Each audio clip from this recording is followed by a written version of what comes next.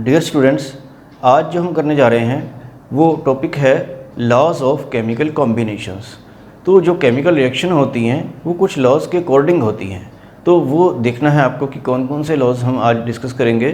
तो पहले नंबर पर जो है वो है लॉ ऑफ कंजर्वेशन ऑफ मास, और सेकंड जो है वो है लॉ ऑफ कांस्टेंट कंपोजिशन या डेफिनेट प्रोपोर्शन भी बोलते हैं उसको, और थर्ड है लॉ ऑफ मल्टीपल प्रोपोर्शन, और फोर्थ है लॉ ऑफ रेसिप्रोकल प्रोपोर्शन, और जो फिफ्थ है वो है लॉ ऑफ कंबाइनिंग वॉल्यूम, जिसको गैलुसिक लॉ भी बोलते हैं। तो हम एक एक करके ये सभी डिस्कस करेंगे। तो फर्स्ट नंबर पर करते हैं हम law of conservation of mass. तो इसको समझिए कि क्या कहता है ये। अगर कोई केमिकल रिएक्शन हो रही है, जैसे A+B=C+D है, ये रिएक्टेंट्स हैं जो रिएक्ट करते हैं, और ये जो हैं वो क्या हैं, प्रोडक्ट्स हैं जो बने हैं किसी रिएक्शन में। तो अकॉर्डिंग टू दिस लॉ जो मास, टोटल मास जो है ऑफ रिएक्टेंट्स जो है, that will be equal to total mass of products. तो according to this law in all physical and chemical changes the total mass of reactant is equal to the total mass of product. तो ये इसकी definition है, और इसको हम बाद में एक्सपेरिमेंटली भी प्रूव करेंगे। तो अभी इसकी एक दूसरी डेफिनेशन देख लीजिए। मास can neither be created nor be destroyed. तो मास को ना क्रिएट किया जा सकता है, ना ही डिस्ट्रॉय भी किया जा सकता है, और इस लॉ को लॉ ऑफ इंडेस्ट्रक्टिबिलिटी ऑफ मैटर भी बोलते हैं। तो ये इसके बारे में था डेफिनेशन, और इसका हम एग्जांपल लेंगे और इसको एक्सपेरिमेंटल इसकी वेरिफिकेशन करेंगे। तो इसका जो एक्सपेरिमेंटल वेरिफिकेशन है, एक्सपेरिमेंटल वेरिफिकेशन के लिए हम एक फिजिकल चेंज का एग्जांपल ले लेते हैं, और फिर बाद में एक केमिकल चेंज का एग्जांपल ले लेंगे। तो फिजिकल चेंज का जो एग्जांपल है वो सबसे इजी एग्जांपल क्या है, ice, melting of ice. H2O solid क्या है, आइस है, और ये क्या है, जब इसको वार्म करेंगे तो ये क्या बन जाएगा, लिक्विड वाटर। तो हम किसी बीकर में या किसी कॉनिकल फ्लास्क में कोई पीस ऑफ आइस अगर ले लेते हैं और उसको वे कर लेते हैं, उसको देख लेते हैं कि इसका वेट कितना है, तो फिर इसको थोड़ा सा गर्म करेंगे तो आइस मेल्ट हो जाएगी, और लिक्विड वाटर जब बनेगा तो फिर क्या होगा, उसको हम दोबारा वे कर लेंगे। तो पहले वाला जो मास है that will be found equal to, exactly equal to the mass of product जो बना है, मींस की वाटर। तो इससे ये प्रूव हो जाता है कि total mass of reactant is equal to the total mass of product. तो ये था फिजिकल चेंज का एग्जाम्पल। तो अभी हम एक केमिकल चेंज में इसको दोबारा स्टडी कर लेते हैं। तो केमिकल चेंज में एक एग्जाम्पल देखते हैं कि अगर हम सिल्वर नाइट्रेट का एक्वस सोल्यूशन लें वाटर में डिज़ोल्व करके, और एक NaCl का एक्वस सोल्यूशन लेते हैं, तो क्या होता है। देखिए, इन दोनों को हम सेपरेटली लेंगे इस तरह की ट्यूब में। इस तरह की एक ट्यूब बना लीजिए, इसको बोलते हैं लैंडोर्ट ट्यूब। तो लैंडोर्ट ने इसको एक्सपेरिमेंटली वेरीफाई किया था इस रिएक्शन से। यहाँ पर आप ले लीजिए सिल्वर नाइट्रेट का एक्वस सोल्यूशन, और यहाँ पर ले लीजिए NaCl का एक्वस सोल्यूशन, और ये दोनों मिक्स नहीं किए हैं हमें अभी तक। और इस ट्यूब को दोनों सोल्यूशन डालकर हम इसका वेट देख लेते हैं कितना है। तो जब हम इसको वे करेंगे उसके बाद उसको नोट करेंगे, फिर इसको थोड़ा शेक करेंगे, तो फिर क्या होगा, ये दोनों आपस में क्या हो जाएंगे, मिक्स हो जाएंगे। मिक्स होने से ये रिएक्शन ऐसे हो जाएगी, इसमें AgCl के वाइट प्रेसिपिटेट बन जाते हैं, मतलब कि ये सॉलिड बनता है। और यहाँ पर और क्या निकला, NaNO3 एक्वस। तो जब प्रोडक्ट बन जाएंगे तो फिर इस ट्यूब के अंदर ही होंगे वो, फिर इसको भी हम वे कर लेंगे। तो टोटल मास ऑफ प्रोडक्ट जो है that will be exactly equal to the total mass of reactant. तो इस तरह से ये लॉ एक्सपेरिमेंटली वेरीफाई हो जाता है कि in all physical and chemical changes the total mass of reactant is equal to the total mass of product. तो एक न्यूमेरिकल करते हैं।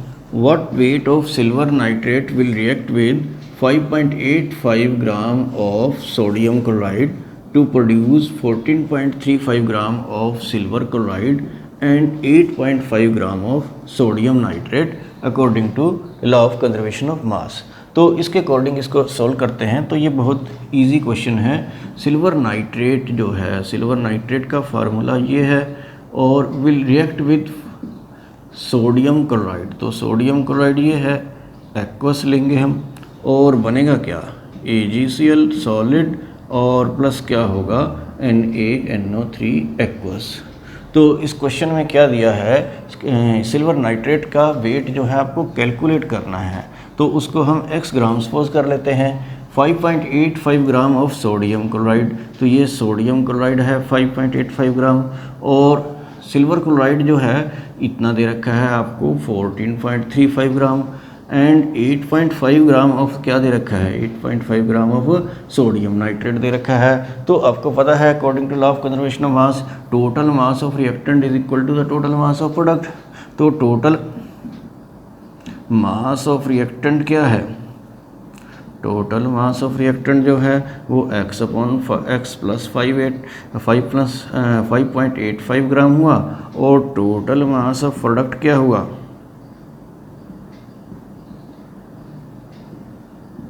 वो है 14.35 प्लस 8.5।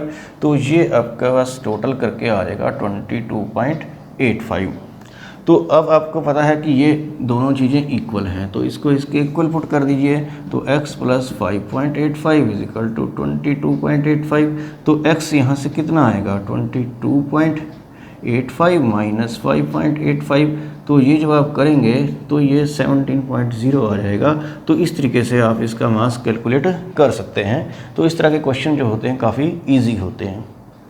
तो सेकंड लॉ करते हैं, लॉ ऑफ कांस्टेंट कंपोजिशन और डेफिनेट प्रोपोर्शन। डेफिनेट का मतलब होता है फिक्स, प्रोपोर्शन का मतलब होता है रेशो। कांस्टेंट का मतलब यही है कि वो फिक्स है, कंपोजिशन का मतलब है कि उनकी क्वांटिटी जो हम रेशो के हिसाब से देखते हैं। तो this law was given by J.L. Proust. तो आपको इसका डेफिनेशन समझनी है पहले।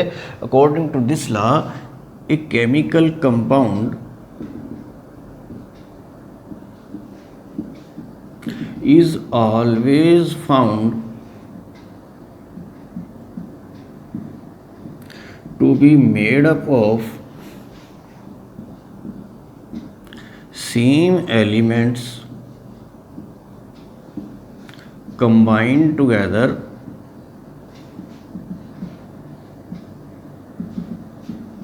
in the same fixed proportion by मास।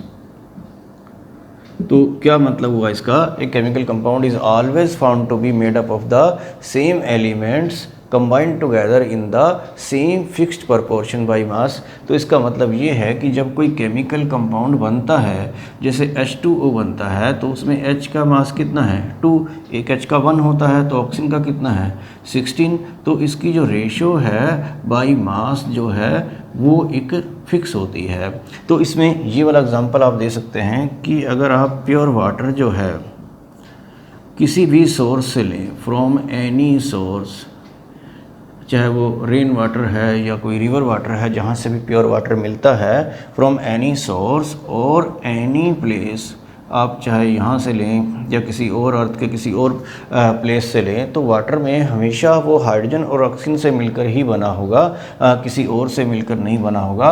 और उसमें हाइड्रोजन और ऑक्सीजन की जो रेशो है वो यही होगी बाई मास, जो 1/8 बताई है मैंने। तो हमेशा यही होगी, वाटर चाहे आप यहाँ से लें चाहे कहीं और से लें, that is always found to be made up of the same elements. तो हमेशा वो हाइड्रोजन और ऑक्सीजन से मिलकर ही बना होगा और रेशो भी उसमें क्या होगी, फिक्स होगी।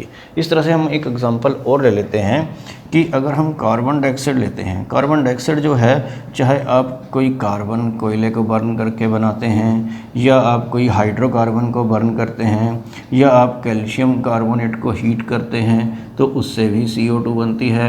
तो CO2 जब भी बनेगी तो हमेशा किससे होगी, वो C और O से ही मिलकर बनी होगी। और कार्बन का इसमें मास कितना है 12, और ऑक्सीजन का 16 होता है, तो 2 ऑक्सीजन का कितना हो गया 32। तो ये क्या आ गया 3/8 की जो रेशो है ये हमेशा क्या होगी, एक फिक्स रेशो होगी। तो इस तरह के कोई भी किसी भी कंपाउंड का एग्जांपल ले लीजिए, उसको किसी भी मेथड से बनाइए तो वो that will be found to always be made up of the same elements and they have the same fixed ratio by mass. तो इस तरह से ये लॉ ऑफ कांस्टेंट कंपोजिशन है। तो आगे क्वेश्चन देखते हैं उसी लॉ से रिलेटेड। तो ये देखिए 6.488 ग्राम ऑफ लेड, पीबी होता है इसका symbol, combined directly with 1.002 gram of oxygen. तो लेड ऑक्सीजन के साथ कंबाइन करता है टू फॉर्म लेड परऑक्साइड, जिसका फार्मूला है PbO2। और आगे है lead peroxide is also produced by heating lead nitrate. तो लेड नाइट्रेट को हीट करके भी लेड परऑक्साइड बनाया जा सकता है। And in that the percentage of oxygen was found to be 13.38%। दूसरे एक्सपेरिमेंट की दे रखी है ये।